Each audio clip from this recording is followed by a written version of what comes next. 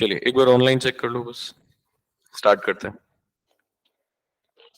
Link आया हुआ है आप लोगों के पास कम्युनिटी पे।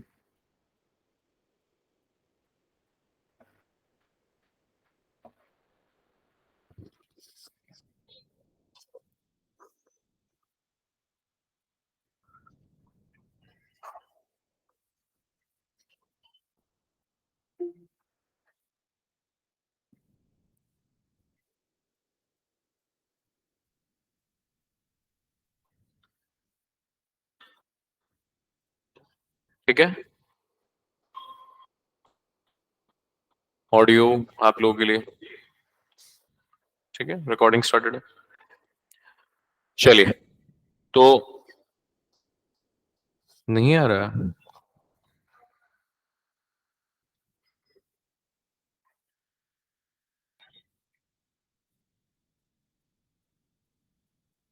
ऑटो रोटेट पे डालना है।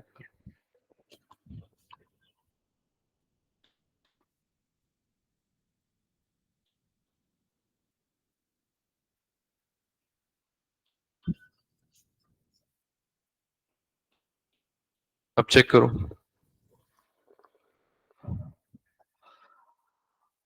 आपके इंटरनेट की स्पीड से भी काफी फर्क पड़ता है।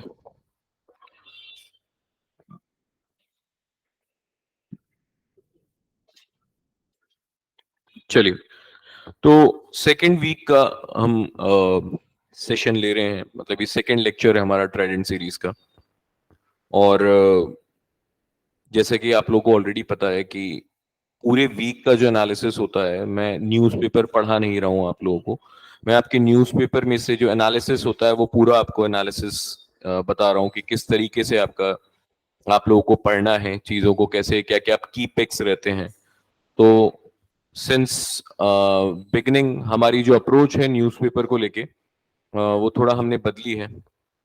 और क्योंकि इस बार यूपीएससी प्रीलिम्स में भी और मेंस तो खैर हमेशा से ही करंट ओरिएंटेड रहता है, तो बहुत जरूरी है कि न्यूज़पेपर को बड़ा अच्छे से कवर किया जाए।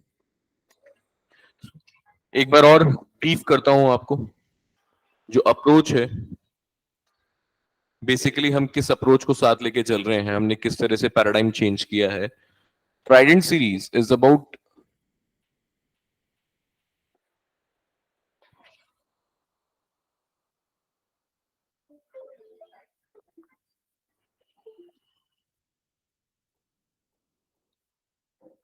ओके। ट्राइडेंट सीरीज में हमने 5 कीज आइडेंटिफाई करी है। और जैसे कि मैंने आपको बताया था कि ये पूरी कीज जो डिजाइन की गई हैं ये रेयर पैराडाइम को देखते हुए किया गया है। मतलब पहले आप कैसे चीजों को पढ़ें, रीड करना सबसे इंपॉर्टेंट पार्ट है, रीड करना। Second, analyse. एनालाइज करो चीजों को, अंदर डेप्थ में जाओ, उसके इम्प्लीकेशंस को, कॉजेस को समझो, पूरा उसके की टर्म्स में क्या लिखा जा सकता है, क्या कोर इशू है उसको आइडेंटिफाई करना। Then reproduce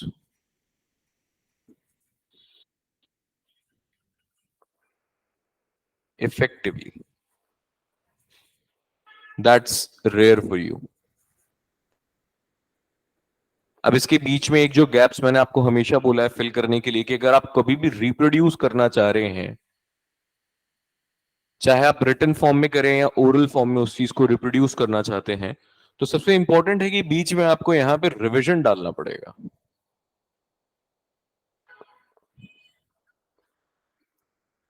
repeated learning is revision.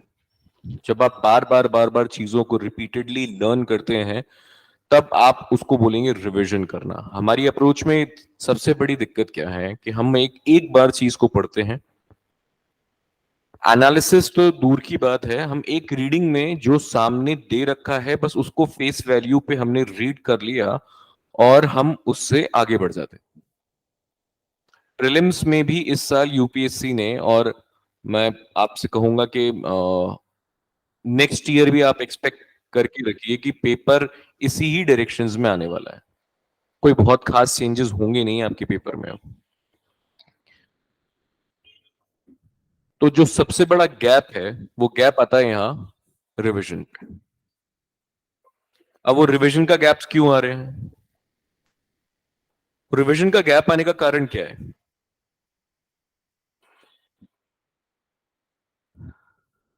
अगर मैं आपको बेसिक्स पे वापस ले जाऊं, आप सिर्फ फर्स्ट स्टेज पे यहां पे रुक जाते हैं रीड करने पे, और हमको किसी भी चीज को रीड करने पे नहीं रुकना है। हमारी पहली रीडिंग तो सिर्फ इसलिए होनी चाहिए कि हमको एक बार टॉपिक के बारे में सिर्फ जानना है कि वो एग्जैक्टली है क्या। सेकंड रीडिंग में आपको बोलूंगा, आप उसमें से एनालिसिस निकालिए।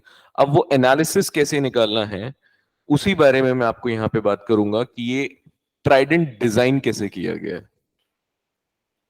आप एक बार एनालिसिस कर लेते हैं, उसके बाद में आप यहां पे बार बार रिवाइज करते हैं, then you will be able to reproduce it effectively and efficiently।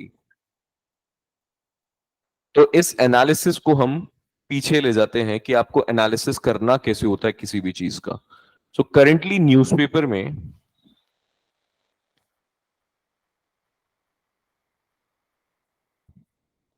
इस वक्त जो मैंने ये डिजाइन किया है आप लोगों के लिए नया प्रोग्राम, और उसको हम काफी अच्छा रिस्पांस मिल रहा है यूट्यूब पे, थैंक यू। ऑनलाइन फॉलोअरशिप जितनी भी है, लास्ट वीक का जो वीडियो डला उसमें काफी बच्चों की जो रिक्वेस्ट थी, हमने उसको केटर करते हुए इस सीरीज को कंटिन्यू रखा है। तो ट्राइडेंट की डिजाइन जानना जरूरी है। मैंने आपको बताया कि रेयर के बीच में जब एनालिसिस की बात आएगी तो आपको एनालिसिस करना कैसे है। यहां पे हमने 5 कीज डिजाइन की है, KEY की, चाबी। पहली की इश्यूज को फाइंड आउट करना। की इश्यूज वो जो कंटेम्प्रेरी इश्यूज हैं।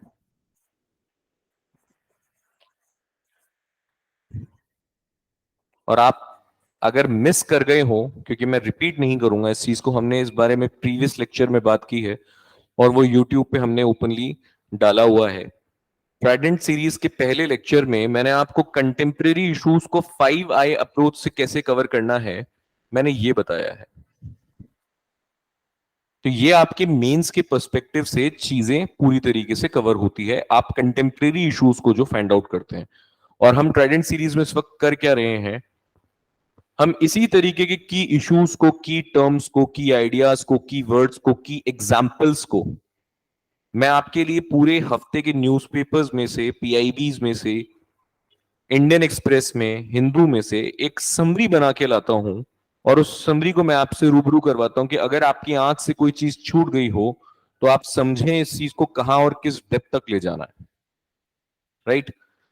तो सबसे पहली की होती है हमारे पास में कि इश्यूज कवर करना, कि कोर इश्यूज क्या चल रहे हैं, कंटेम्प्रेरी इश्यूज क्या चल रहे हैं। जैसे अगर बात चल रही है कि ऑनलाइन गेमिंग पे GST लग गया, तो ऑनलाइन गेमिंग पे GST लगने का मतलब ये है कि आपका डेटा गवर्नेंस या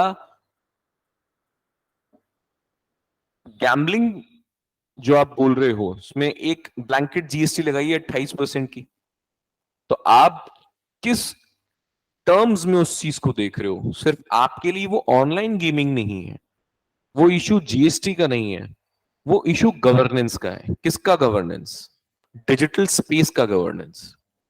अब हम ऑनलाइन स्पेस को, डिजिटल स्पेस को रेगुलेट करने की बात कर रहे हैं। यह है आपका की इशू।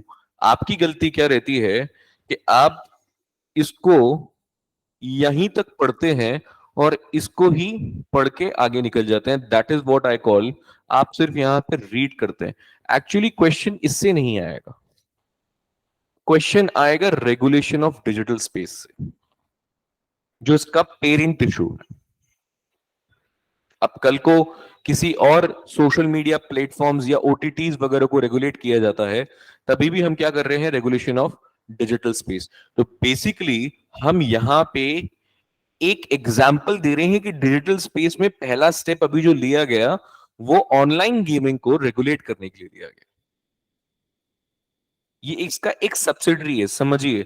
इसकी रूट्स तक जाना जरूरी है, इसकी ट्री तक जाना जरूरी है। ये देखो, ये डायग्राम तो देखा ही होगा, पेड़,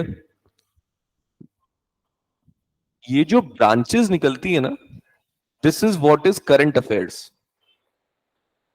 इसका रूट्स यहां पे है, मतलब जो मैं आपको बार बार बोल रहा हूं कि कंटेम्प्रेरी अफेयर्स से करंट अफेयर्स डेवलप होते हैं, वो चीज ये है। अब यहां पे एक पार्ट आया है ऑनलाइन गेमिंग, और इसका कोर क्या था, डिजिटल स्पेस के रेगुलेशंस में। ठीक है, सेकंड हमने देखा था कि हम नेक्स्ट की कवर करते हैं की टर्म्स। कुछ ऐसी टर्म्स अखबार में रहती है, न्यूज़पेपर्स में रहती है, जो आपके आंख के आगे से निकल जाती है आके, लेकिन आपको जब वो प्रीलिम्स में देखने के लिए मिलती है, तब आपको लगता है कि यार ये कहां से आ गया।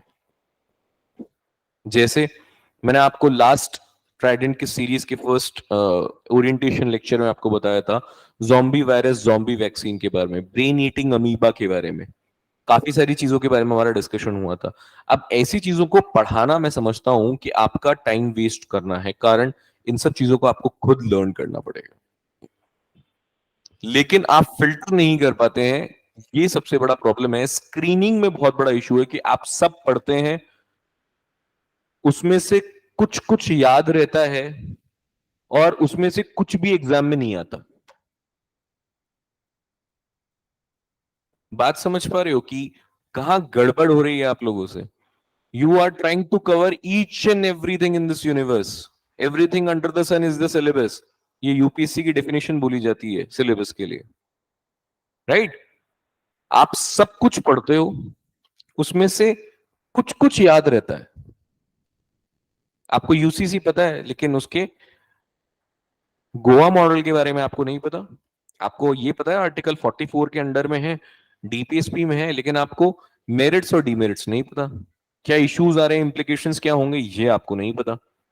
तो आप सब कुछ पढ़ रहे हो, आपको सब कुछ पता है, लेकिन आपको याद कुछ कुछ रहता है, और जब वो एग्जाम में आता है, कोई भी जो इशू एग्जाम में आता है, वो आपका पढ़ा हुआ होता ही नहीं है। मतलब उसमें से कुछ भी एग्जाम में नहीं आता जो आप पढ़ रहे हो, और इस बार यूपीएससी ने फिर से ये प्रूव कर दिया।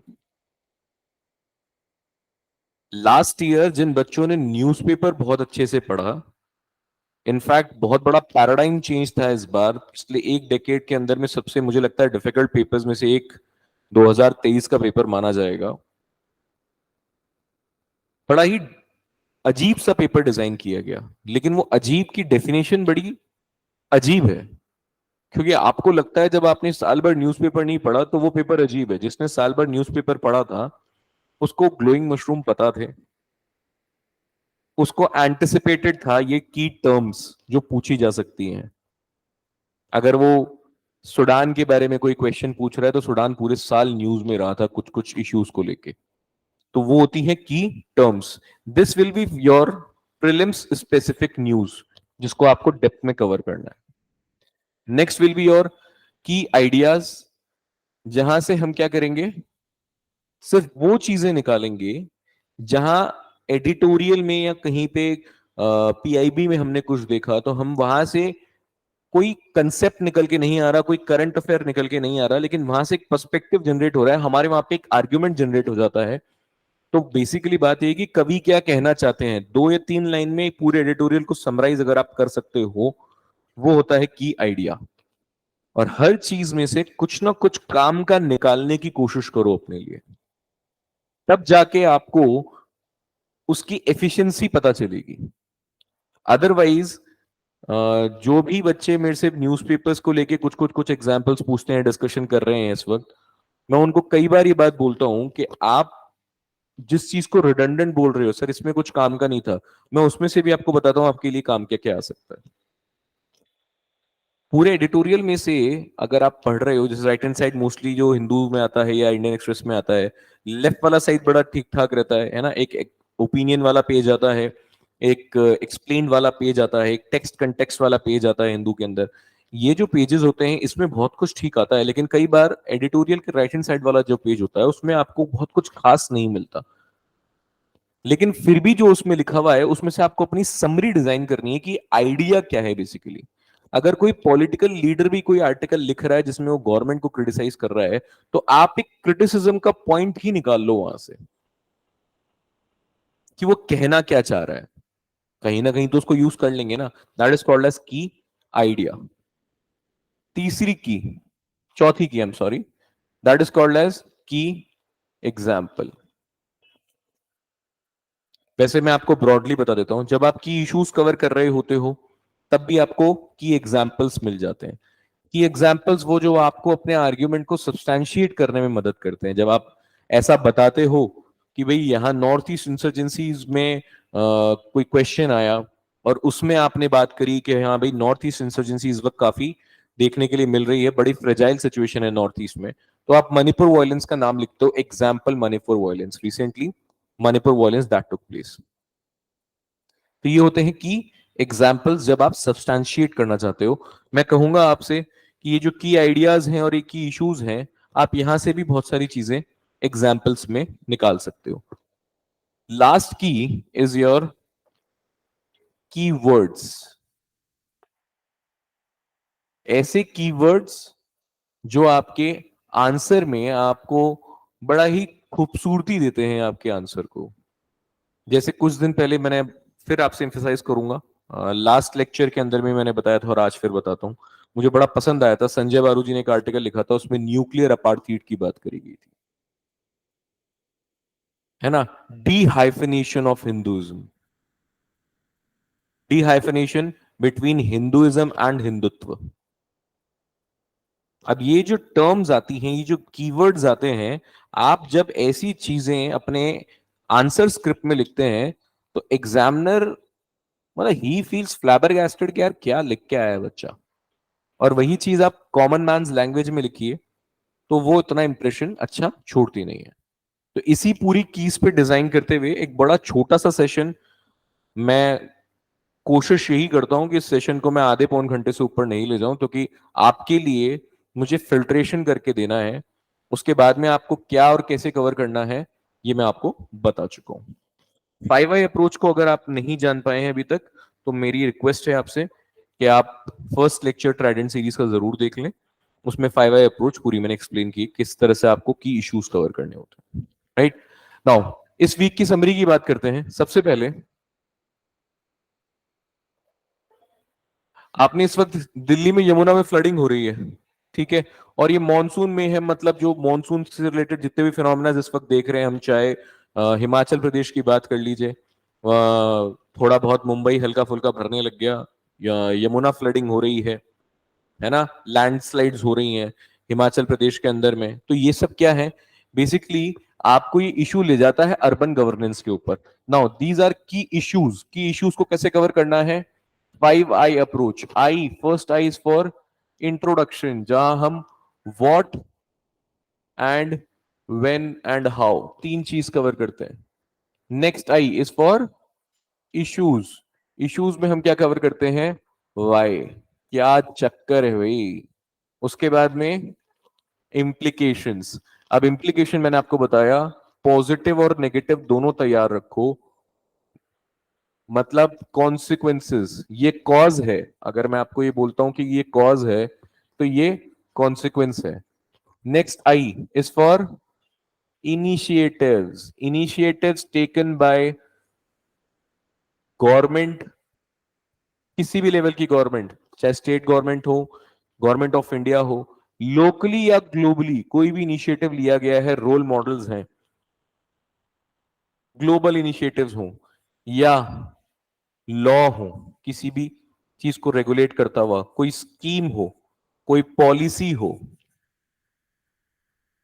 सुप्रीम कोर्ट ने कोई इनिशिएटिव लेके कोई जजमेंट दिया हो, वो चीजें। लास्ट आई किसका होता है, इनोवेशंस।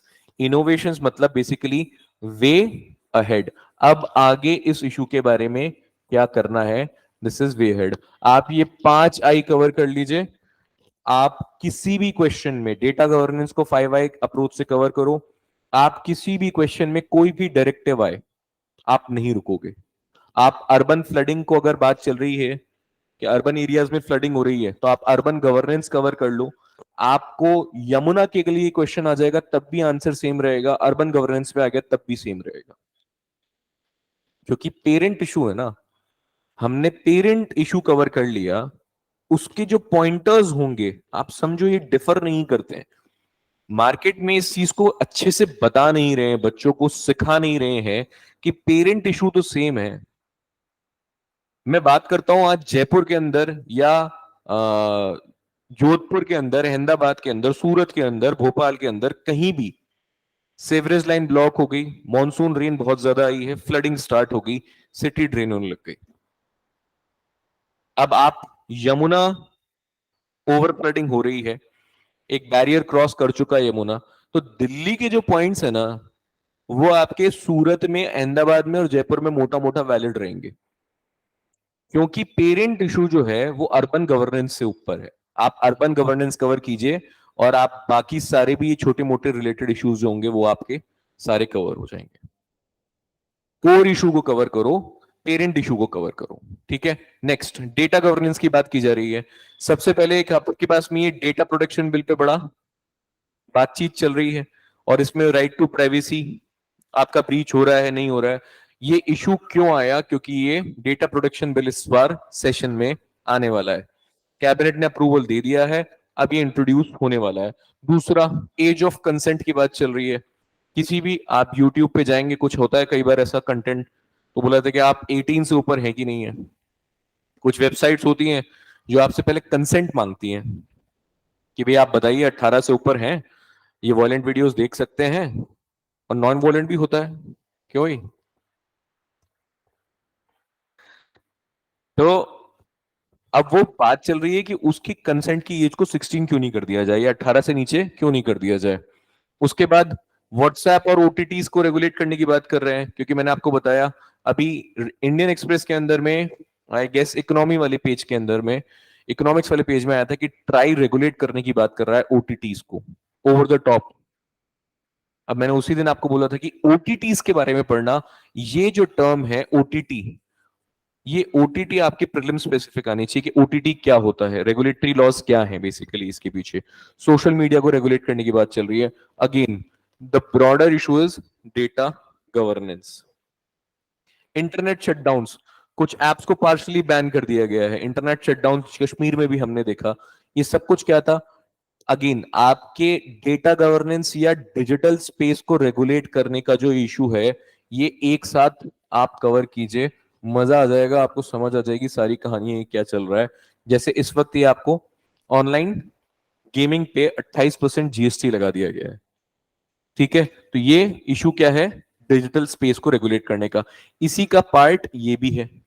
ओटीटी और ट्राई जो ओटीटीज रेगुलेट करने की कोशिश कर रहा है, सोशल मीडिया प्लेटफॉर्म्स को रेगुलेट करने की कोशिश कर रहा है, ठीक है। तो पहला इशू क्या हुआ जिसको हमको देखना है इस वीक? एक अर्बन गवर्नेंस, फिर डेटा गवर्नेंस, तीसरा डिजिटल स्पेस को रेगुलेट करने की बात। आप इन दोनों इश्यूज को कंबाइन करके पढ़िए, आसान हो जाएगा। चौथा, इस बार वापस से यूसीसी न्यूज में रहा, बार बार बार बार आर्टिकल्स आ रहे हैं, और सब आर्टिकल्स की थीम क्या है? पहला, एक लेसन फ्रॉम गोवा करके एक छोटा सा आर्टिकल आया था, ठीक है, और हर आर्टिकल के बीच में सवाल क्या उठ रहे हैं? यूनिफॉर्मिटी ओवर यूनिटी, या यूनिटी ओवर यूनिफॉर्मिटी। पूरे सवाल इसी के अराउंड में रेगुलेट हो रहे हैं। तो आपका यूसीसी कवर करना नेक्स्ट टास्क है।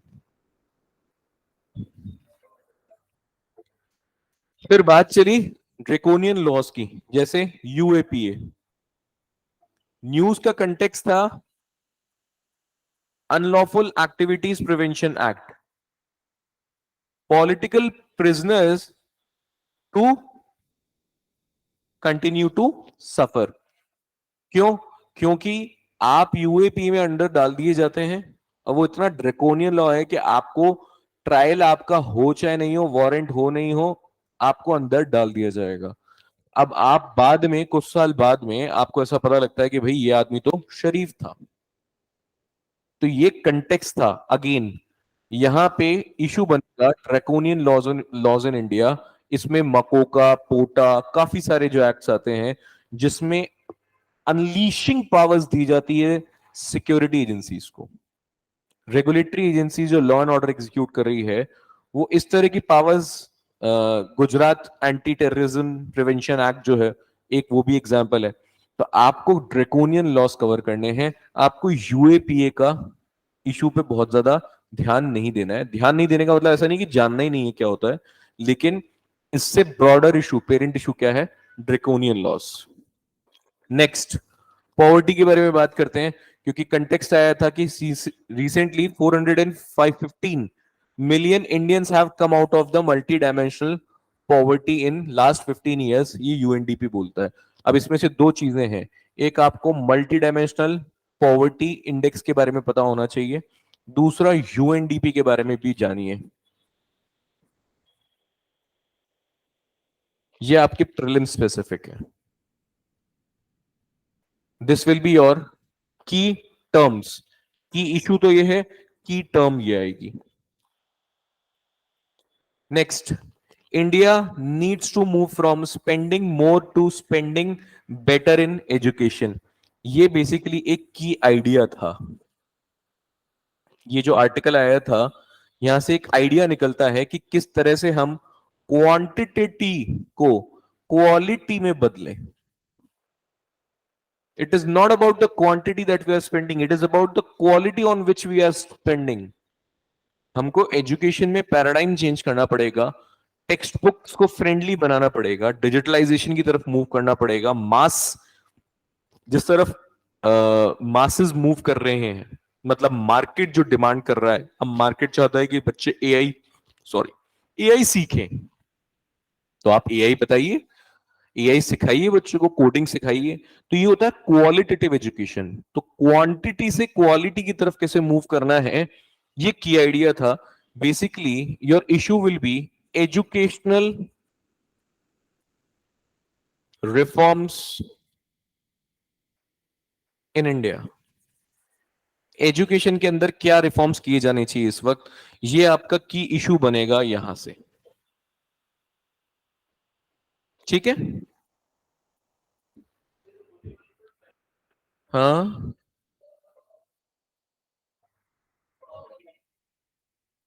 पॉवर्टी कंटेक्स्ट में क्या, ये 41.5 है या 40, एक बार चेक कर लो, हो सकता है एक डॉट का एरर आ गया।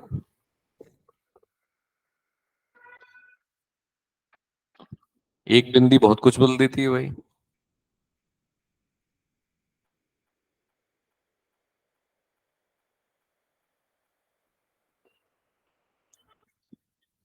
15 सालों में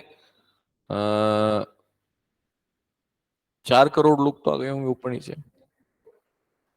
है ना। 41.5 तो बड़ा छोटा सा फिगर हुआ 15 साल में। 415, है ना। चलो नेक्स्ट, अभी रिसेंटली कुछ दिन पहले हमारे एक मिनिस्टर ने भी यह बात बोली, और अभी फिर से एक आर्टिकल भी आया है एआई वर्सेस अनएम्प्लॉयमेंट का। आपके लिए डिसरप्टिव इकोनॉमिक इंपैक्ट जो एआई ला रहा है, इस पे आर्टिकल था। आपको बेसिकली कवर करना है एआई के इंपैक्ट्स को। एआई किस तरह से आपके इकोनॉमी को, आपके एजुकेशन पैराडाइम को, एम्प्लॉयमेंट पैराडाइम को किस तरह से इंपैक्ट कर रहा है। इसमें एक बहुत बड़ा इशू है अनएम्प्लॉयमेंट का। तो एआई वर्सेस अनएम्प्लॉयमेंट, इस बार शायद मेंस के अंदर एक बहुत प्रिडिक्टेबल क्वेश्चन आ सकता है कि एआई का ओवरऑल इंपैक्ट क्या है। अब आपने अगर बायसली न्यूज पढ़ी है, जो ऑथर कहना चाह रहा है सिर्फ आपने उसको पर्सपेक्टिव को दिमाग में रखते हुए उन चीजों को कवर किया है, तो आप इसका बायस पॉइंट ऑफ व्यू लिख कर आएंगे। लेकिन मुझे ऐसा लगता है कि डायरेक्टिव आएगा क्रिटिकली एनालाइज। तो क्रिटिकली एनालाइज में पहले आप नेगेट करेंगे और फिर नेगेशन को नेगेट करेंगे। तो इसका मतलब आपको एआई के पॉजिटिव पॉइंट्स भी पता होने चाहिए थे, और जो इस वक्त अखबारों में नहीं आ रहा है। इस वक्त जो इंडियन मासेस हैं, या जो भी इंडियन मैं बोलूंगा ऑथर्स हैं, या जो लोग अखबार में लिख रहे हैं, एडिटोरियल्स लिख रहे हैं, एक्सर्प्ट्स लिख रहे हैं, ये लोग घबराए हुए लोग हैं। और ऐसी घबराहट में जो परसेप्शंस या जो ओपिनियंस आपके बाहर आ रहे हैं वो नेगेटिव ही होंगे। तो जो कंटेक्स्ट न्यूज में आ रहा है वो एक नेगेटिव साइड में ले जा रहा है एआई को। लेकिन मुझे लगता है कि आपके पास में सबसे इंपॉर्टेंट जो है वो आपको एआई का पॉजिटिव साइड भी पता होना चाहिए कि एआई से एम्प्लॉयमेंट भी जनरेट होगा। अगर हम अपने मासेस को या वर्कफोर्स को स्किल कर दें तो स्किल्ड एम्प्लॉयज बढ़ जाएंगे। एआई के बहुत सारे यूज है, प्रोडक्टिविटी बढ़ जाएगी। जहां पे एक इंसान या एक एंटरप्राइजेस में एक काम को 10 लोग कर रहे हैं मिलके, अगर वही काम एआई कर देता है तो 10 लोग फ्री हो गए, ये बात मैंने मान लिया, अनएम्प्लॉयमेंट हो गया। लेकिन वो 10 लोग कहीं और भी तो एम्प्लॉय हो सकते हैं। एआई को रेगुलेट करने के लिए एक आदमी तो चाहिए। बाकी के 9 लोग जो आपके डेमोग्राफिक डिविडेंड का इतना इंपॉर्टेंट पार्ट है, एग्रीकल्चर सेक्टर में जिसे बोला जाता है, क्या होता है, डिसगाइज्ड अनएम्प्लॉयमेंट। तो वो लोग जो फ्री हुए हैं उनको कहीं और लगाओ। तो हमको नए एवेन्यूज भी ढूंढने पड़ेंगे। अगर एआई प्रोडक्टिविटी बढ़ा रहा है, एम्प्लॉयमेंट पे थोड़ा सा फर्क पड़ रहा है, तो उन्हीं मासेस को जो अनएम्प्लॉयड हुआ है उनको दूसरी जगह डाइवर्स करने की जरूरत है। अब ये आपको नेक्स्ट साइड जो है वो पता होनी चाहिए। नेक्स्ट, आई एम सॉरी, हाँ, नेक्स्ट सेक्सुअल ऑटोनॉमी और इंडिपेंडेंस पे एक क्वेश्चन आया। ठीक है,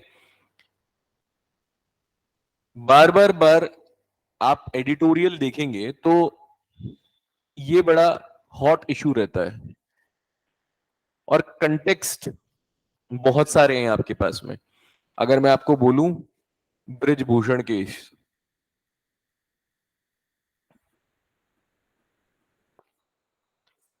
रेसलिंग फेडरेशन ऑफ इंडिया के जो चेयरमैन थे, सेक्सुअल हरासमेंट का केस लगा। अब इस पे एक और ब्रॉड इशू बनता है, रेप लॉज इन इंडिया, जो लास्ट वीक भी हमने कवर किए थे। Rape laws in India, sexual autonomy independence के लिए, जैसे अगर मैं बात करता हूं कि मैरिजेबल एज ऑफ गर्ल्स क्या है और बॉयज की, दोनों दोनों सेम हो गई है क्या? जी, अभी सिर्फ बातचीत चल रही है, हुई नहीं है। इसीलिए सेक्सुअल ऑटोनॉमी और इंडिपेंडेंस में एक मैरिजेबल एज का भी क्वेश्चन आएगा कि इसको एट पार कर देना चाहिए। दूसरा छोटा सा इसका कंपोनेंट मैरिटल रेप। ठीक है, तीसरा लिव इन कल्चर जो है ना, लिव इन रिलेशनशिप, इस वाले कल्चर को, स्कैंडिनेवियन कंट्रीज का जो मॉडल है जहां पे आप फैमिली का कंसेप्ट नहीं है, it is just house hold, मतलब आप शादी किए बिना भी बच्चे और वो पूरी रिस्पॉन्सिबिलिटीज को निभा सकते हैं, but they are not married to each other. तो कोई सोशली ऑब्लिगेटेड नहीं है, but they reproduce, they perform all the functions of the family. पर जो बेसिक चीज है, मतलब sexual approval, sorry, social approval of the sexual union between two adults, वो वाला कंसेप्ट नहीं है। मतलब उन्होंने शादी नहीं की एक दूसरे से। तो ऐसा कल्चर है, लेकिन वो हमारे यहाँ पे एक्सेप्टेबल नहीं है। ठीक है, तो ये सब क्या है, सेक्सुअल इंडिपेंडेंस, सेक्सुअल ऑटोनॉमी पे एक पर्सपेक्टिव जनरेट करने के लिए आपको बोला जा रहा है।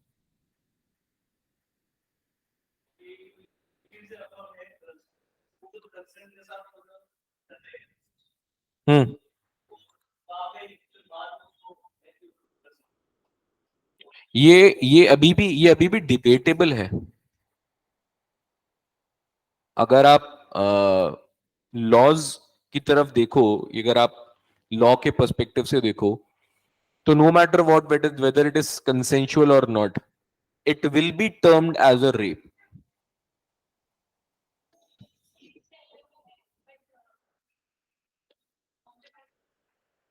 कि ऐसा कर सकते हैं, लेकिन लॉ के अंदर अमेंडमेंट नहीं हुआ अभी तक। जब तक लॉ नहीं अमेंड होता तब तक तो वो कहीं भी आप ट्रायल पे आ जाओगे।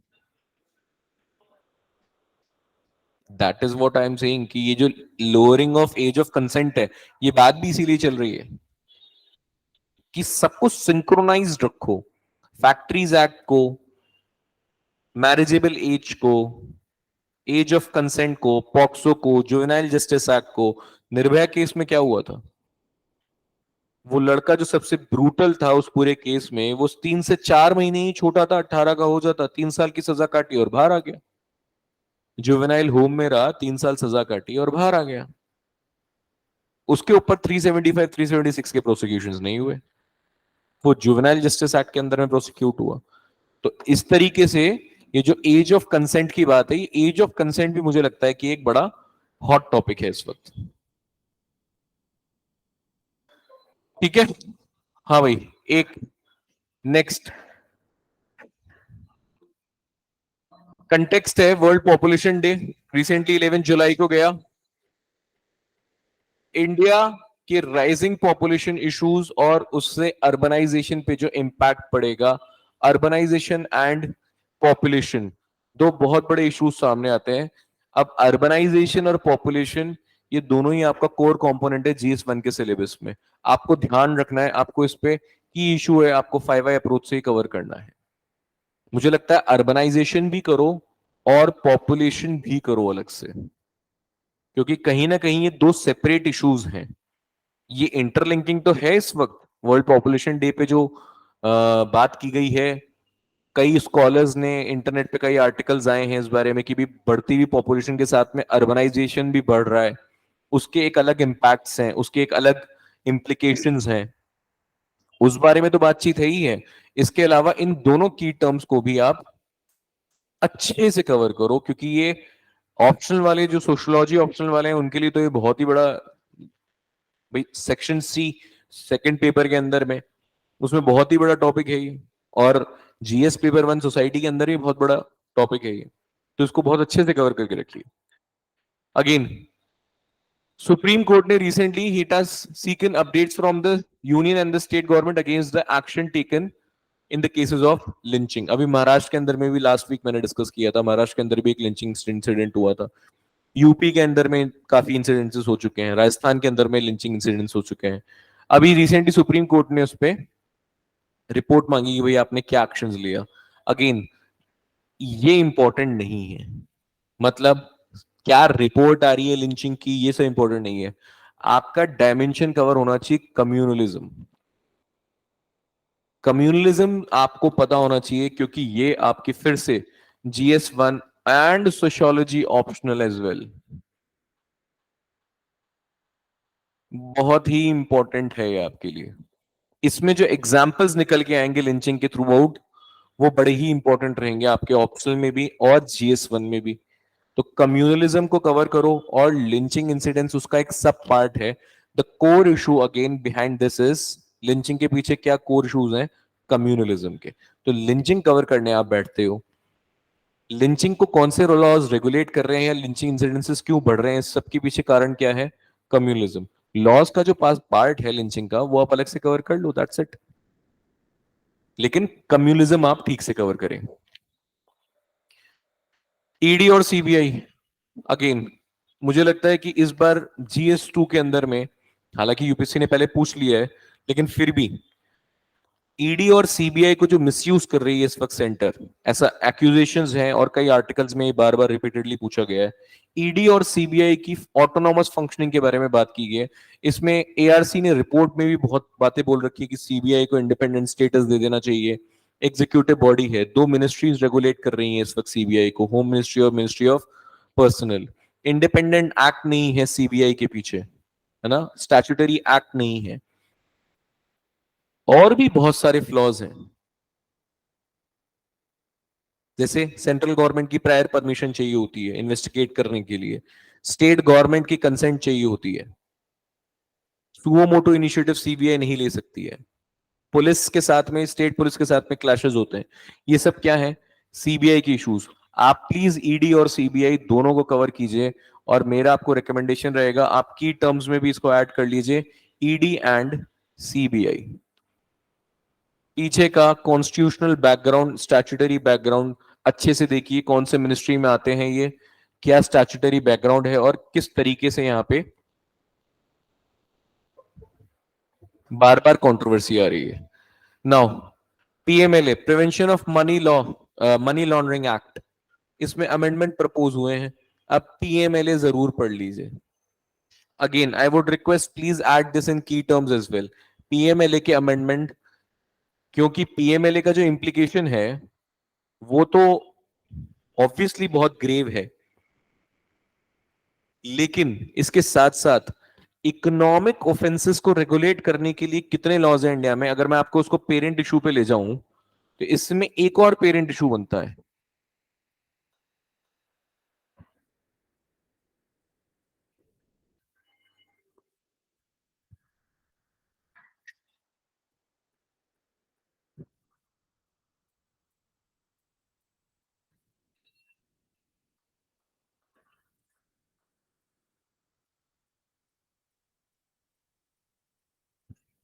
इकोनॉमिक ऑफेंसेस को रेगुलेट करने के लिए कौन कौन से लॉज हैं इंडिया के अंदर में, और क्या लॉज हैं उसके अंदर में। अब जैसे फ्यूजिटिव इकोनॉमिक ऑफेंडर्स एक्ट था, विजय माल्या के बाद में ये लॉ पास हुआ, fugitive economic offenders act, PMLA है, ठीक है, फेरा फेमा है, सरफेसी है बैंकिंग के केस के अंदर में, ठीक है। तो ये क्या है, ये इसका पेरेंट इशू है। पीएमएलए का अमेंडमेंट तो इसलिए इंपॉर्टेंट है क्योंकि पीएमएलए एक्चुअली बहुत इंपॉर्टेंट लॉ है। अब पीएमएलए की एग्जीक्यूशन कौन पीएमएलए के अंदर में इन्वेस्टिगेट करता है, किस किस के पास पावर्स हैं, ये सब कुछ आपके प्रीलिम्स के पॉइंट ऑफ व्यू से इंपॉर्टेंट होता है। इसीलिए मैंने आपको बोला कि टर्म्स जो अभी हम कवर करने वाले हैं which is important for your prelims examination, आप उसको पीएमएलए यहां पे ऐड कीजिए। क्योंकि आरटीआई में अमेंडमेंट हुआ, यूपीएससी ने पूछा, आधार पास हुआ, यूपीएससी ने पूछा, कोई भी रीसेंट अमेंडमेंट होते हैं लॉ, बड़े लॉज के अंदर में अगर कोई अमेंडमेंट होता है जिसका नेशन वाइड इंप्लीकेशन होता है, यूपीएससी उसको कॉग्निजेंस में लेता है और आपसे पूछ लेता है किसी न किसी फॉर्म में घुमा के। आप प्लीज इसको कवर करके रखिए। इकोनॉमिक ऑफेंसेस को रेगुलेट करते हुए जो भी लॉज हैं हमारे पास में, आप उसकी एक ब्रॉडर पिक्चर फ्रेम कीजिए, क्यों इकोनॉमिक ऑफेंसेस इतने ज्यादा हो रहे हैं, उसके पीछे रेगुलेशंस क्या है, इंप्लीकेशंस क्या होता है, इंपैक्ट क्या पड़ता है इकोनॉमी पे। क्योंकि देखो, आपने एक बार समझो इस चीज को, आपने एक बार इकोनॉमिक ऑफेंसेस के जो लॉज हैं उसके बारे में पढ़ा, इकोनॉमिक ऑफेंस होता है, क्यों होता है, आपने ये पढ़ा और उसके इंप्लीकेशन पढ़े। अब मैं बोलता हूं कि ग्लोबलाइजेशन एक बहुत बड़ा कारण है इकोनॉमिक ऑफेंसेस के होने का, और अनइक्वल डिस्ट्रीब्यूशन ऑफ वेल्थ ये एक बहुत बड़ा कॉज है जिससे कि इनइक्वालिटी क्रिएट हो जाती है, सॉरी कॉन्सिक्वेंस है जिससे कि सोसाइटी में इनइक्वालिटी क्रिएट हो जाती है। ये हो गया इसका एक एक मैंने आपको कॉज बताया और एक मैंने आपको इंप्लीकेशन बताया, इशू एंड इंप्लीकेशन। अब इन दोनों चीजों को अप्लाई करके देखो पीएमएलए पे, दोनों ही फिट हो रहे हैं। मनी लॉन्ड्रिंग हो रही है, तो मनी लॉन्ड्रिंग का एक बहुत बड़ा कारण क्या है, ग्लोबल इंटीग्रेशन है, नेक्सस क्रिएट हो जाता है, ग्लोबल नेक्सस क्रिएट होता है, तो ग्लोबलाइजेशन एक कारण है। और मनी लॉन्ड्रिंग के कारण जो एक्चुअली वेल्थ आपके पास में है, उसका जो भुगतान आपको करना चाहिए सरकार को टैक्स की फॉर्म में, वो आप नहीं कर रहे हैं, इसीलिए तो आप मनी को लॉन्डर कर रहे हैं। तो आपको जो टैक्स की फॉर्म में सरकार को देना चाहिए था वो गया नहीं, जो सरकार के पास में टैक्स की फॉर्म में पैसा आया नहीं, तो सरकार ने आगे वेलफेयर के काम में हाथ पीछे खींच लिए, क्योंकि रिसोर्स कंस्ट्रेंट्स हैं। आप अमीर बन रहे हैं तो रिलेटिव डेप्रीवेशन बढ़ता जा रहा है, इसका मतलब इनइक्वालिटी बढ़ती जा रही है। तो दोनों पॉइंट यहां और यहां दोनों फिट हुए। इसीलिए हमेशा क्या है, पेरेंट इशू को कवर करो। Parent issue is economic offences, PMLA is important, लेकिन पीएमएलए के साथ साथ इकोनॉमिक ऑफेंसेस देखो, कॉज इंप्लीकेशंस देखो, और इसके साथ साथ लॉज को भी देखो कि कौन कौन से लॉज हैं जो इकोनॉमिक ऑफेंसेस को रेगुलेट कर रहे हैं इंडिया में। ठीक है, लास्ट, फ्रीबीज। फ्रीबीज का एज सच कुछ अभी इतना मेंशन नहीं हुआ है, लेकिन कुछ टाइम पहले कर्नाटका इलेक्शंस में फ्रीबीज का बड़ा इशू उठा, ठीक है। दिल्ली गवर्नमेंट में एक इशू उठता है कि भैया किराया नहीं लेते हो आप। शक्ति स्कीम लॉन्च करी कर्नाटका ने अभी थोड़े दिन पहले, उसमें भी ये इशू। आप जो फ्रीबीज के नाम पे दे रहे हो उससे होगा क्या? अल्टीमेट इंपैक्ट किस पे आता है? टैक्स पेयर पे आता है। आपसे ले लिया जाएगा वो किराया, आप चिंता मत करो। अब वो आपका हक है या वो फ्रीबीज है? Now there are various contacts associated with these freebies. कितने यूनिट बिजली मुफ्त है आपको अभी? क्या है ये जो फ्रंट पेज पे न्यूज आ रही है ना, ये तुम मिस कर जाते हो। ये एक्चुअली न्यूज थी नहीं, ये तो एडवर्टीजमेंट था। तो तुमको अरे अशोक गहलोत जी ऐसे हाथ जोड़ के खड़े हैं, 100 यूनिट बिजली मुफ्त, हटाओ। एक्चुअली वो पूरा एडवर्टीजमेंट का पेज एक बहुत बड़ा इशू है। इशू क्या है? शक्ति स्कीम लॉन्च हुई, बड़ी लाइमलाइट्स में लॉन्च हुई, वुमेन एम्पावरमेंट हो रहा है। कर्नाटका गवर्नमेंट ने अपनी पहली जो मैनिफेस्टो में उन्होंने बोला था उसको पूरा किया, अपने प्रॉमिस को पूरा किया। लेकिन इशू क्या है? फ्रीबीज। अब फ्रीबीज के पॉजिटिव्स और नेगेटिव्स दोनों पता होने चाहिए, क्योंकि क्वेश्चन क्रिटिकली एनालाइज आ गया, जस्टिफाई करने के लिए आ गया कि भाई freebies is a part of our social development process. कहीं ना कहीं freebies equitable distribution of resources में हेल्प करता है। आपको जस्टिफाई करना पड़ेगा इस चीज को, आप कैसे करोगे? अगेन 5 I अप्रोच जो मैंने आपको एक्सप्लेन की, हर चीज का पॉजिटिव नेगेटिव दोनों उठा के रखो, इश्यूज उठा के रखो। इंट्रोडक्शन में कुछ बेहतरीन कीवर्ड्स, क्या इनिशिएटिव्स लिए गए हैं, सरकार क्या कर रही है इसके बारे में, ग्लोबल इनिशिएटिव्स क्या हैं, और आगे क्या किया जा सकता है। आपने 5 I कवर कर लिया इन सब टॉपिक में। अब आप यकीन मानो, इस पूरे वीक में ये जितने भी टॉपिक्स मैंने ऊपर बताए जो आपको की इश्यूज में कवर करने हैं, अब ये टॉपिक्स नेक्स्ट वीक फिर आपको दिखेंगे। राइट? एक और चीज, इंडो फ्रेंच रिलेशंस को कवर कर लीजिए क्योंकि मोदी जी गए हुए हैं। इंडो फ्रेंच रिलेशंस, ठीक है। इसके पहले वाले वीक में मैंने आपको बोला था इंडो चाइना रिलेशंस, है ना। इंडो चाइना रिलेशंस क्यों? क्योंकि बार बार बार वो एलएसी की बात आ रही थी, एलएसी पे कन्फ्रंटेशन की बात आ रही थी। तो इंडो चाइना रिलेशंस भी आपके लिए यहाँ पे बड़ा इंपॉर्टेंट हो जाता है। इसको प्लीज ऐड कर लीजिए, इंडो फ्रेंच और इंडो चाइना। इंडो चाइना हालांकि हमने लास्ट वीक कवर कर लिया था। अब मोदी जी यूएसए गए थे,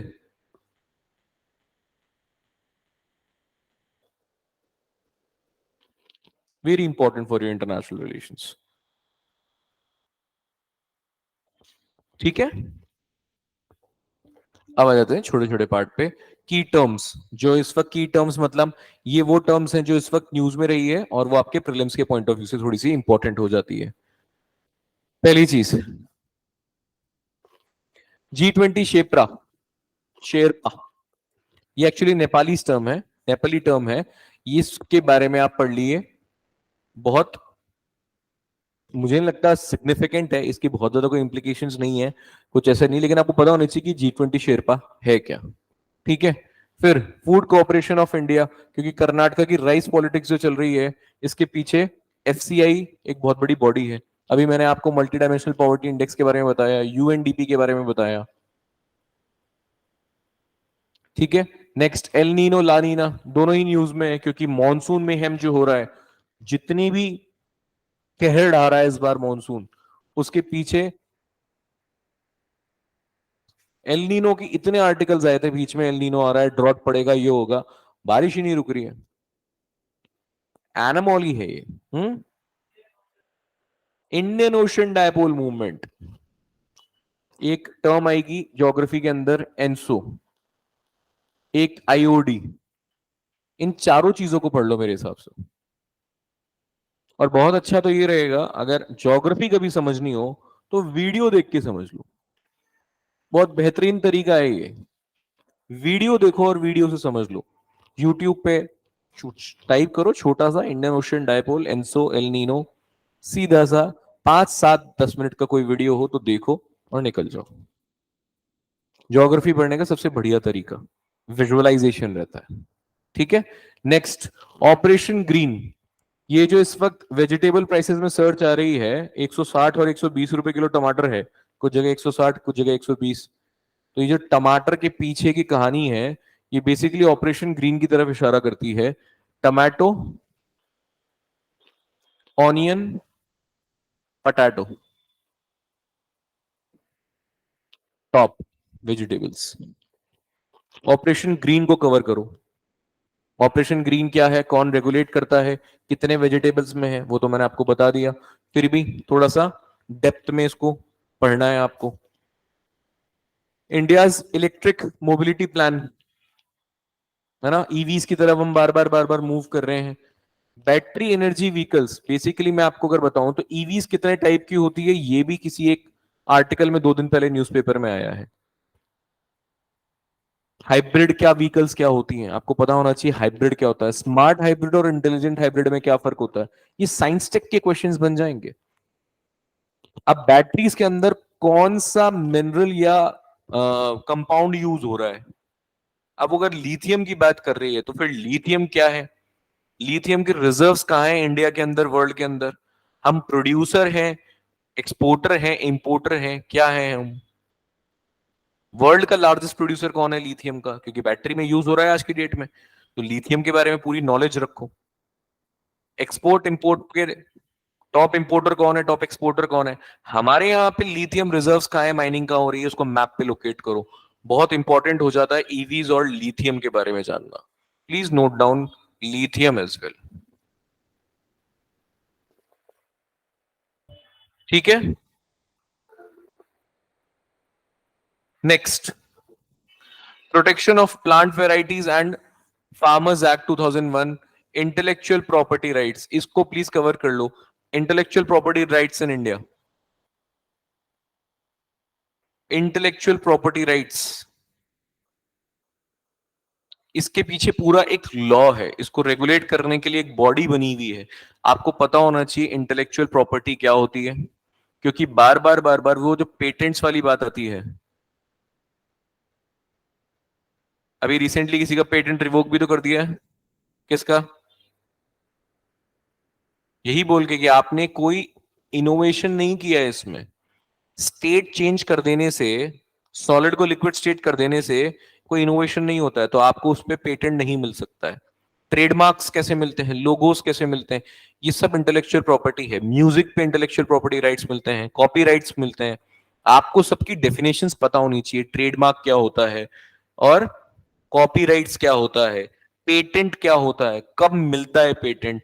इसको लॉ जो रेगुलेट करता है, बेसिकली इंटेलेक्चुअल प्रॉपर्टी को बड़े ही अच्छे से कवर करो।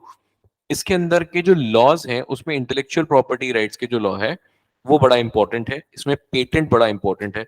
बाकी डेफिनेशंस याद रखो, ट्रेडमार्क क्या होता है, कॉपीराइट क्या होता है ना, पेटेंट्स क्या होता है, इसके बारे में थोड़ी सी जानकारी रखो। रेगुलेटरी अथॉरिटी कौन है इसकी। अगेन, ये क्यों न्यूज में था, लेज का नाम सुना है आपने। लेज ने एक पोटैटो की वैरायटी को पेटेंट कर रखा था, वो पेटेंट रिवोक कर लिया गया है।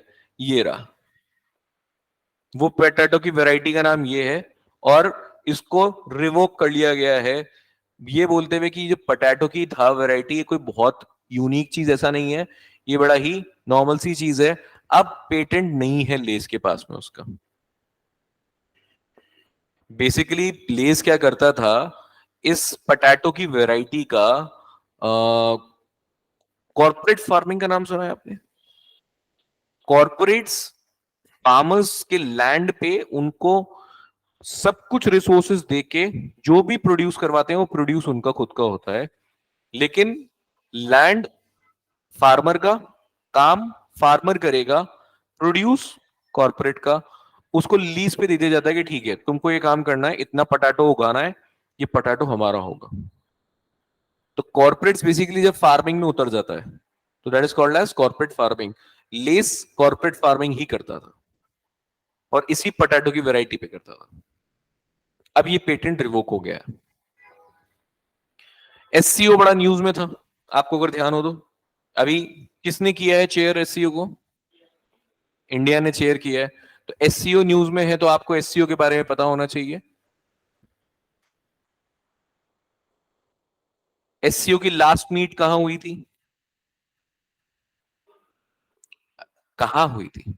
कहां हुई थी? कौन था चेयर, कौन था उसका? जैसे इस बार न्यू दिल्ली डिक्लेरेशन दिया गया, इसके पहले वाले डिक्लेरेशन का नाम क्या था? कोर मेंबर्स कौन थे एससीओ के? लेटेस्ट मेंबर कौन है इस वक्त एससीओ का? ईरान। कोर मेंबर्स कौन थे एससीओ के अंदर में? कितने? हाँ, कौन थे पांच? हम्म हम्म हम्म इंडिया पाकिस्तान तो बाद में आए हैं, ओरिजिनल मेंबर्स नहीं थे।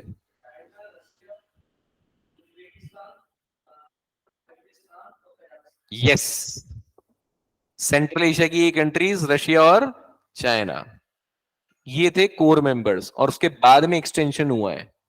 अब यहां से एक इशू और आगे डेवलप होते हुए आता है, जिस तरह से ये जो नाटो आया, नेक्स्ट यूज में देखो आप, नाटो है, ठीक है, ये नाटो आया, एससीओ आया, जीसीसी है ना, ये सब जो इंटरनेशनल ऑर्गेनाइजेशंस न्यूज में आ रही है, ये बेसिकली एक टर्म की तरफ पॉइंट आउट करती है, वो है मल्टीपोलैरिटी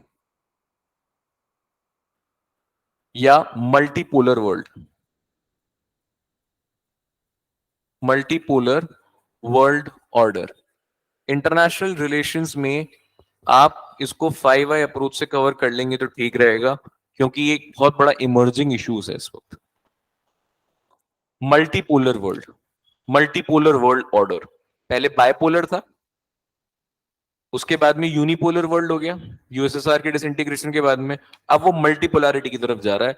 रीजनल ऑर्गेनाइजेशंस की इंपॉर्टेंस बढ़ती जा रही है, जैसे और अरे, रीजनल ऑर्गेनाइजेशंस के नाम बहुत बड़ी, G7, G20, ये क्या है? रीजनल ऑर्गेनाइजेशंस है, जिससे कि यूनिपोलैरिटी कम हो रही है, बायपोलैरिटी भी अब डिसइंटीग्रेट होती जा रही है। तो मल्टीपोलर पोलर वर्ल्ड ऑर्डर को आप कवर कीजिए, आपके लिए इंटरनेशनल रिलेशंस में हो सकता है इसी साल रिफ्लेक्ट हो जाए। ठीक है, नेक्स्ट अगेन नाटो, क्योंकि ये रशिया और यूक्रेन के वॉर में भी बड़ा इंपॉर्टेंट, बार बार न्यूज में आया है। नाटो क्या था, क्यों बना था, एक्चुअली कंटेक्स्ट क्या था? Turkey is opposing Sweden bid to join NATO. Sweden कहाँ है? ऊपर, स्कैंडिनेवियन कंट्रीज ऊपर की साइड में। एनएफएस याद आया? नॉर्वे, फिनलैंड एंड, एक तो उसकी लोकेशन देख लेना थोड़ी सी, और उसके बाद में नाटो क्या था, क्यों बना था, नाटो अलायंसेस वर्ल्ड वॉर 2 के टाइम पे कैसे रेलेवेंट हुआ, नाटो का क्या रेलेवेंस है वर्ल्ड वॉर 2 के बाद में, आज नाटो क्यों एक्टिव है, क्योंकि वो रशिया यूक्रेन का वॉर काफी चल रहा है जो। फिर जीएसटी काउंसिल, ये आपके सीधा पॉलिटी का टॉपिक है, जिसमें अगर आपको अगर याद हो तो वो 2/3 और 1/3 वाला एक बहुत बड़ा क्लॉज है। कोरम कितना है? 50% इसका कोरम है। रिप्रेजेंटेटिव कौन होता है? चेयरमैन कौन कौन होते हैं? सीएम्स पार्टिसिपेट करते हैं। चेयरमैन कौन होता है? फाइनेंस मिनिस्टर चेयरमैन होता है इसका, जीएसटी काउंसिल का। डिसीजन के लिए आपको कितना चाहिए? 2/3 चाहिए। वोटिंग, डिसीजन के लिए कितना चाहिए? हाँ, डिसीजन, किसी भी चीज पे डिसीजन लेना है तो आपको 75% कंसेंसस चाहिए। ये जो शेयर है, ये शेयर है सेंटर के पास में, voting share of centre is 1/3 and state का 2/3, ये पता होना चाहिए आपको जीएसटी काउंसिल में। बड़ा स्टैटिक्स है, आपके बड़े बेसिक बुक लक्ष्मीकांत में दे रखा है, उसमें दिक्कत नहीं आनी चाहिए आपको। हाँ जी, एक ही नई टर्म आई है, एंथ्रोपोसीन एपॉक, इसको कवर कीजिए। कर्नाटका लंबानी आर्ट, कलमकारी आ चुका है। क्यों आया था कलमकारी? आंध्र प्रदेश वाला कलमकारी न्यूज में था। कलमकारी ऐसे नहीं पूछता है यूपीएससी, रैंडम नहीं पूछेगा, है ना। बिहार की वॉल पेंटिंग्स बार बार देखिए, संडे के न्यूज़पेपर में बिहार की वॉल पेंटिंग्स कुछ ना कुछ आता रहता है। मधुबनी का बड़ा इंपॉर्टेंट रेफरेंस होते हैं पेपर्स में, आप देखिए उस चीज को। इस बार जैसे ये लाम्बनी आर्ट की बात चल रही है, क्योंकि G20 कल्चरल वर्किंग ग्रुप के अंदर में, और ये कहाँ है? हम्पी। हम्पी कहाँ है? कर्नाटका। डिस्प्ले किया गया था ये, पढ़ो इसके बारे में ये क्या होता है। फिर ग्रीन वॉशिंग की बात चल रही है। ग्रीन वॉशिंग क्या होती है देखो, व्हाट इज ग्रीन वॉशिंग, इसके बारे में पता होना चाहिए आपको। एस्पार्टिन, ये आर्टिफिशियल स्वीटनर है। एस्पार्टिन क्या होता है, और भी आर्टिफिशियल स्वीटनर्स, जब बात एस्पार्टिन की चल रही है तो सिर्फ एस्पार्टिन पे क्यों रुका जाए, आर्टिफिशियल स्वीटनर्स कितने टाइप के होते हैं ये भी देखिए, और आर्टिफिशियल स्वीटनर्स के मेरिट्स क्या होते हैं, क्यों यूज किया जाता है आर्टिफिशियल स्वीटनर्स। चीनी नहीं होता क्या उसमें, या कार्बोहाइड्रेट्स नहीं होते, तो चीनी क्या होता है। नहीं वो ठीक है, आर्टिफिशियल स्वीटनर का काम क्या होता है, आर्टिफिशियल स्वीटनर का काम क्या होता है दोस्त।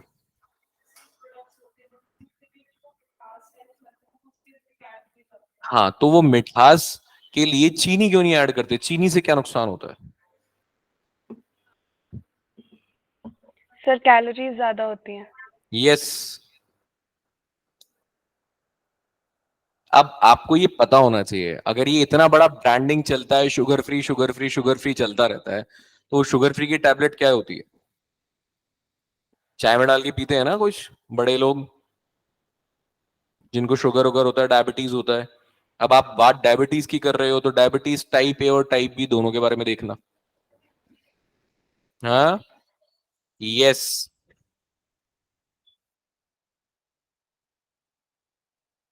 बताओ क्या होती है।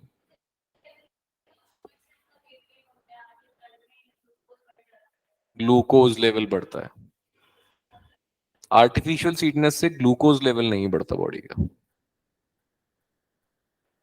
अब ग्लूकोज क्या है, a type of a carbohydrate, इसीलिए सफेद चीज खाने के लिए मना किया जाता है डायबिटीज में। चावल मत खाओ, मैदा मत खाओ, चीनी मत लो, आलू मत लो, ये सब क्या है, कार्बोहाइड्रेट्स। बेसिकली कार्बोहाइड्रेट्स मतलब वो ग्लूकोज में कन्वर्ट होगा, ब्रेक होगा, और उसके बाद में वो आपके डायबिटीज को, शुगर को हिट करेगा। अब डायबिटीज के बारे में लिख लो, अगर ये बात आर्टिफिशियल स्वीटनेस की आई है, तो डायबिटीज टाइप ए और टाइप बी पता होना चाहिए आपको। ठीक है, अभी एक छोटा सा, परसों के दिन इंडियन एक्सप्रेस क्या है, राइट हैंड थर्ड पेज पे राइट हैंड साइड में नीचे एक एड आया था, इंटीग्रेटेड ऑम्बड्समैन स्कीम। ये आपकी आंखों से मिस हो चुका है, क्योंकि आप लोगों ने अखबार पढ़ा, पर वो पिक्चर देख के आपको लगता है ये तो ऐड है, क्या करना है। गवर्नमेंट ऑफ इंडिया ने उसको ऐड दिया था, integrated ombudsman scheme of RBI. क्या है ये, इसके बारे में पता कर लो, बहुत हॉट शॉट है। ठीक है, जीएसआई, सियाचिन में पहली बार वो जीएसआई सर्वे कर रहा है। ठीक है, तो ये जीएसआई क्या है, किस मिनिस्ट्री के अंडर में आता है, क्या काम करता है जीएसआई, बस इतना याद रखो। इससे ज्यादा जीएसआई के लिए जरूरत नहीं है, लेकिन क्योंकि ये पहली बार सर्वे हो रहा है, तो आपको थोड़ा सा जीएसआई के बारे में पता होना चाहिए। सेमीकंडक्टर्स, क्योंकि फैल्कॉन, आपका नाम सुना है रिसेंटली, फैल्कॉन ने डील वापस ले ली वेदांता से, एंड कर दी डील, और गवर्नमेंट ने खुद अप्रोच किया फैल्कॉन को। हाँ, अरे नहीं यार, सेमीकंडक्टर्स प्रोड्यूसर है बहुत बड़ा, इसने वेदांता के साथ में डील खत्म कर दी, Foxconn, I am sorry, Falcon बोल रहा हूँ।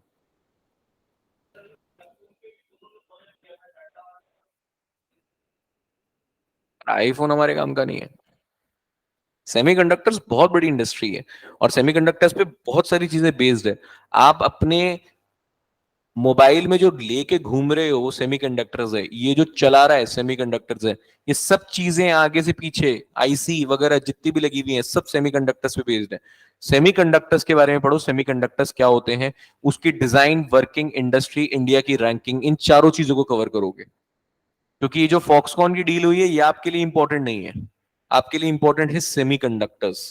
कि सेमीकंडक्टर्स की इतनी क्या जरूरत थी कि सरकार को अप्रोच करना पड़ा फॉक्सकॉन को, भाई साहब रुको, कहां जा रहे हो।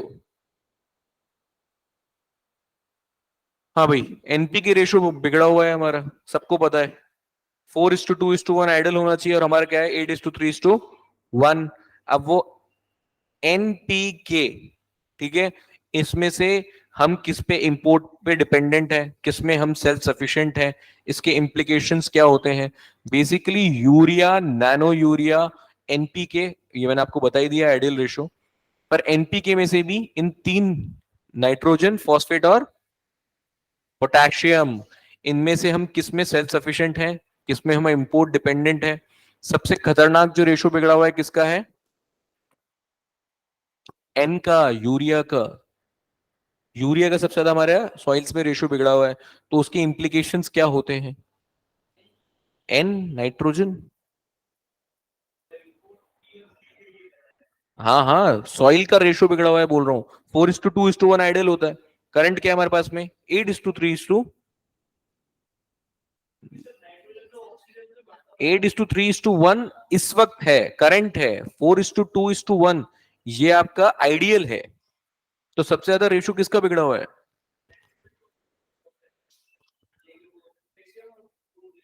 इंपोर्ट की बात अलग कर रहे हो, मैं बोल रहा हूं कि सबसे ज्यादा इंपैक्ट किसका है? डिग्रेडेशन, नाइट्रोजन, यूरिया का मतलब। तो यूरिया को कवर करो। और दूसरे जो एलिमेंट्स हैं उसमें ये देखो कि हम किस पे इंपोर्ट डिपेंडेंट है। सबसे ज्यादा यूरिया अगर अगर बात है, क्योंकि हमारे पास में ज्यादा है तभी तो ज्यादा लगा रहे हैं। डोमेस्टिक प्रोडक्शन बहुत है हमारे पास में यूरिया का, लेकिन डिपेंडेंस किसकी है? किस पे डिपेंडेंट है हम? एक तो यूरिया सस्ता होता है इन कंपैरिजन टू दिस। दूसरा, हम नैनो यूरिया की बीच में बात करते हैं। अब नैनो यूरिया क्या होता है, इसको देखो। ठीक है, ये जो दो टॉपिक्स हैं ये थोड़े से अच्छे बड़े टॉपिक्स हैं। अगेन साउथ चाइना फिर से न्यूज में है आपके, क्योंकि बार बार ये जो कंट्रीज हैं, छोटी वाली कंट्रीज हैं, कौन सी? साउथ ईस्ट एशियन कंट्रीज, ये कंप्लेन कर रही हैं कि इनकी टेरिटरी पे साउथ चाइना सी, मतलब बेसिकली उस पे पूरा चाइना चाहता है कि उसको ऑक्यूपाई कर ले। इसी के बीच में एक टर्म आती है ओशियन गवर्नेंस, या ओपन वाटर की गवर्नेंस की बात है। इंटरनेशनल वाटर्स की गवर्नेंस की बात चलती है। तो यहां पे एक बहुत बड़ा डिस्प्यूट आता है ये। तो साउथ चाइना सी को अच्छे से देखिए। नाउ दीज आर योर की आइडियाज, ये मैंने आपको जो है शेयर कर देता हूं। की आइडियाज के अंदर में एक छोटा सा आर्टिकल आया था, वेस्ट वाटर को कैसे यूटिलाइज करना है ना? ये अगेन आइडिया है। सॉफ्ट लैंडिंग क्या होती है, इसको आप प्रीलिम्स के पॉइंट ऑफ व्यू से भी कवर करेंगे, प्लीज नोट कीजिए ये दो तीन चीजें। क्योंकि चंद्रयान 3 ऑब्वियसली मैंने शायद आपको लास्ट टाइम बता दिया है, लेकिन फिर भी आप ध्यान रखिए। चंद्रयान 2 और चंद्रयान 3 के बीच में फर्क क्या था? इसमें GSLV मैक 3 ये इंजन यूज किया गया है। Chandrayaan 2 versus Chandrayaan 3, soft landing की जो बात कर रहा है वो क्या है? चंद्रयान 3 कहां गया है? साउथ पोल पे गया है क्या? अब मून के साउथ पोल पे ऐसा क्या है कि वहां जाना पड़ा? तो मून के स्ट्रक्चर को पढ़ो। साउथ पोल क्या है, क्यों हमको साउथ पोल ही जाना था? What was the reason behind? ये जो चल रहा है, हमने चंद्रयान 3 लॉन्च कर दिया, बढ़िया लॉन्चिंग हुई, हम पहुंच जाएंगे, इतने तारीख को लैंडिंग होगा, ये सब बकवास है। आपको पता होना चाहिए उसके पीछे की साइंस। साउथ पोल पे क्या है ऐसा? सॉफ्ट लैंडिंग बार बार आ रहा है एक बार में। सॉफ्ट लैंडिंग क्या होती है? ठीक है। दूसरी, एक शेप नाम से, मतलब spectro polarimetry of habitable planet Earth. This is a new experiment to look for smaller planets that might be habitable in reflected light. ये एक एक्सपेरिमेंट चल रहा है इसके, ये भी आपके थोड़ा सा प्रीलिम्स के पॉइंट ऑफ व्यू से भी थोड़ा सा ठीक ठाक न्यूज है। चंद्रयान हो गया। अच्छा, बेस्टाइल डे, फ्रेंच रेवोल्यूशन, क्योंकि लिबर्टी, इक्वालिटी और फ्रिटर्निटी, ये जो तीन आइडल्स आए हैं आपके, ये बेस्टाइल से ही आए हैं, यहीं से शुरुआत हुई थी फ्रेंच रेवोल्यूशन की। मल्टीपोलर वर्ल्ड, ये मैंने आपको मार्क करा ही दिया। और ये ओशियन गवर्नेंस, ये भी मैंने आपको बता ही दिया। ओशियन गवर्नेंस और मल्टीपोलर वर्ल्ड, ये जो कुछ एक आर्टिकल्स आए थे उसमें ये थोड़ा सा इतनी सी समरी निकल के आई, ये देखो sir. Multi polar world and ocean governance, please note कीजिएगा ये। और ये आपको, इनफैक्ट ये वाला भी, ये तीनों आपको अपने प्रीलिम्स वाले में भी ऐड करने हैं। क्योंकि क्या होता है repetition, it's not a wise idea कि मैं आपको रिपीट करूं, यहां भी लिखूं और वहां भी लिखूं। लेकिन आप मार्क कीजिए चंद्रयान 3 सॉफ्ट लैंडिंग शेप, आपको तीनों को अच्छे से देखना है प्रीलिम्स के पॉइंट ऑफ व्यू को से।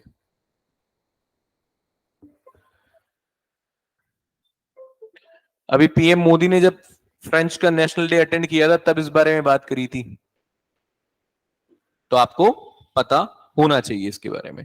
Now panchayat planning decentralisation, Bengal violence हो रहा है तो पीआरआई बार बार न्यूज में है, तो पीआरआई को बड़ा अच्छे से कवर करो, पीआरआई अच्छे से कवर करो, क्योंकि डिसेंट्रलाइज्ड गवर्नेंस हो सकता है कि इस बार मेंस में डायरेक्टली क्वेश्चन यही हिट कर जाए कि भाई ये जो गवर्नेंस का इशू है, डिसेंट्रलाइज गवर्नेंस 73 74 का इतना बड़ा हाईलाइट है हमारे कॉन्स्टिट्यूशन में, पार्ट 9 में इंक्लूड कर दिया, कॉन्स्टिट्यूशन अमेंडमेंट एक्ट हो गया, क्या ये इफेक्टिव हो रहा है क्या इस वक्त, या फिर एक क्या बोलोगे आप, सिर्फ प्रिंसिपल पे बेस्ड ये टेक्सचुअली ये सब चीजें चल रही है, प्रिंसिपली ये है सिर्फ, एक्चुअल इफेक्टिवनेस इसकी कम है।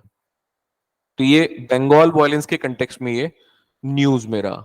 Now there are some places in news, Siachen glacier जो आपको मैंने बताया एफएसजीएसआई का जो सर्वे हो रहा है, तो सियाचिन के लिए थोड़ा सा कवर करो, सियाचिन कहाँ है, लोकेशन देखो, किसका पार्ट है, नॉर्थ साउथ के अंदर में, आसपास क्या चीजें हैं, उसके पॉइंट्स के नाम क्या है, हाईएस्ट पीक के नाम्स क्या हैं, सियाचिन के बारे में ठीक से देखो, क्योंकि जीएसआई सर्वे कर रहा है तो कुछ इंपॉर्टेंट है वहां पे।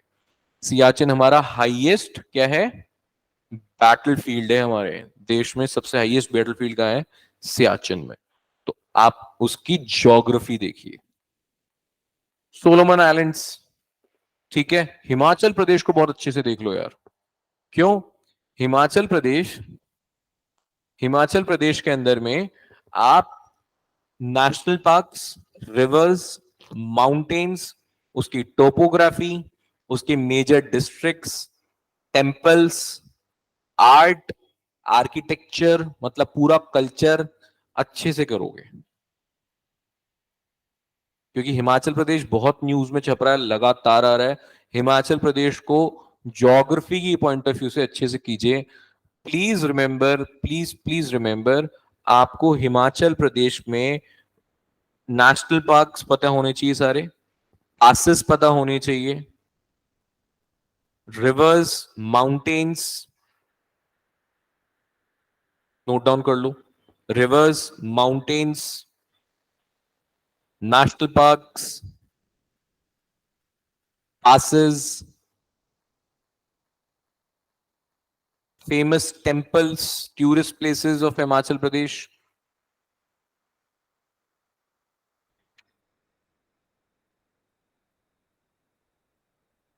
ट्राइब्स ऑफ हिमाचल प्रदेश, नाम सिर्फ नाम चाहिए, ठीक है, एंड सम इंपॉर्टेंट कल्चर्स जो स्पेशली हिमाचल प्रदेश के गवर्नमेंट के वेबसाइट पे दिया होगा, आपको सिर्फ वो देखना है कल्चर के पॉइंट ऑफ व्यू से, सब कुछ मत पढ़ने लग जाना।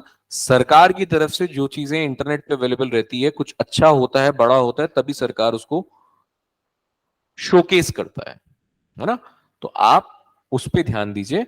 आप हिमाचल प्रदेश के मिनिस्ट्री के जो वेबसाइट है आप उस पर जाइए, कल्चरल मिनिस्ट्री की वेबसाइट पे जाइए, वहां पे आपको पूरा शोकेसिंग होगी, आर्किटेक्चर का, आर्ट का, पूरा कल्चर का आपको वहां से कवरेज मिल जाएगा।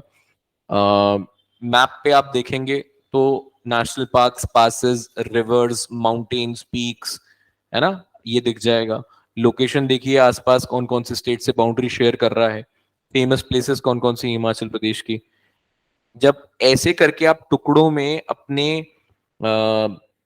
एक एक स्टेट को कवर कर लेते हो, तो जब ये छोटे मोटे क्वेश्चंस आते हैं प्रीलिम्स में, तो आपको बड़े आसान लगते हैं, क्योंकि आप स्टेट स्पेसिफिक पूरा कर चुके हो।